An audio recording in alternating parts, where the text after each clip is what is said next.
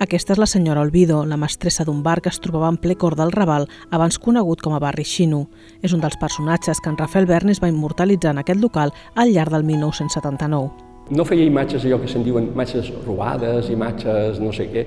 Havia complicitat entre les persones d'aquest establiment i jo, i sobretot de la senyora Olvido. La senyora Olvido, que regentava aquest espai, era una persona fantàstica, una persona amb uns valors humans impressionants.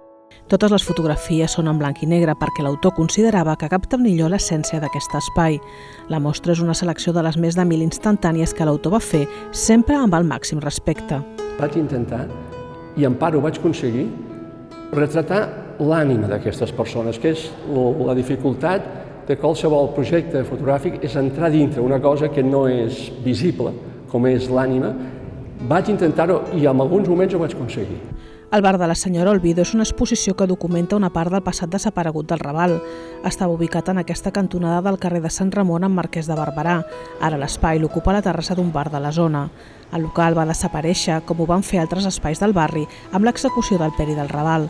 Es posava fi així a una època que va significar també el canvi de nom, passant de barri xino a barri del Raval.